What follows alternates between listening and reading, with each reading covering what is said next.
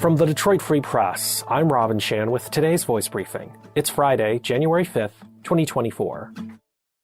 This is J.C. Rindle with the Detroit Free Press.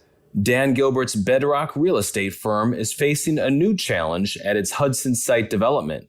Last month, the U.S. Patent and Trademark Office gave preliminary refusals to several trademark applications from Bedrock. The proposed trademarks include the names Hudson and Hudson's, plus a never-before-seen logo for the development. The trademark office says the names could be confusing to consumers. Specifically, they said they're too similar to two New York restaurants called Hudson's at Pier 81 and Hudson's on the Mile, as well as a Hudson Hotel and a Hudson's coffee chain.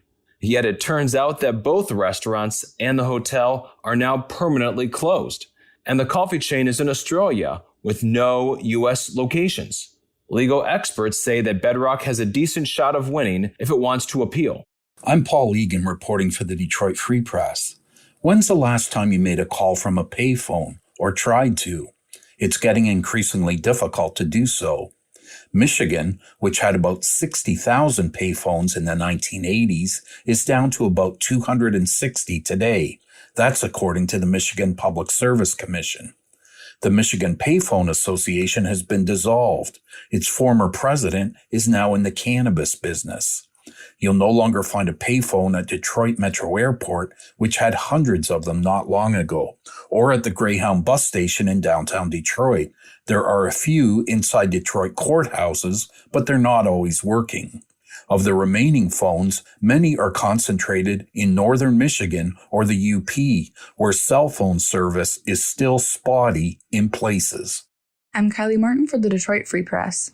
A 10-month delay in the completion of a new bridge connecting the U.S. and Canada has been confirmed by the Windsor-Detroit Bridge Authority. Construction began on the Gordie Howe International Bridge back in the fall of 2018 and was originally planned to finish up in November 2024, but the COVID-19 pandemic slowed construction on the bridge, particularly due to the differing restrictions between the U.S. and Canada. Significant progress was made on the bridge in 2022 and 2023, but there is still more to be done before the bridge is opened up to the public. The Bridge Authority and Bridging North America updated their contract for the bridge to reflect this change in schedule, as well as the increase in the contract value from the original $5.7 billion to $6.4 billion in Canadian currency. The contract partners also announced their decision to extend the Gordie Howe International Bridge Community Benefits Plan by a year, which will split $3 million Canadian between Windsor and Detroit in exchange for any negative impacts on the communities from the prolonged construction. I'm Kirkland Crawford with the Free Press Sports Department. One of the biggest football weekends around these parts in a long, long time, and we're at the doorstep of it. It starts on Sunday, where the Lions wrap up the regular season at Ford Field against the Minnesota Vikings.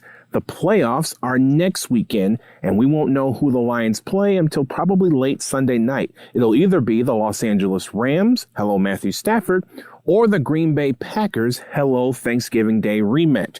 Then on Monday, it's Michigan and Washington for the national championship down in Houston. The Wolverines are headed down to Texas today, and we will have plenty of coverage all weekend long as Michigan looks for its first national championship since 1997. Standing in the way of them is a high-powered Husky offense led by former Indiana quarterback Michael Penix Jr.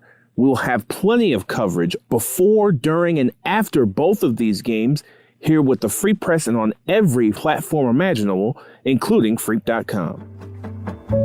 Find more from the Detroit Free Press on Freep.com. That's FREEP.com. Thanks for listening. Have a great weekend, and you'll hear more from us Monday.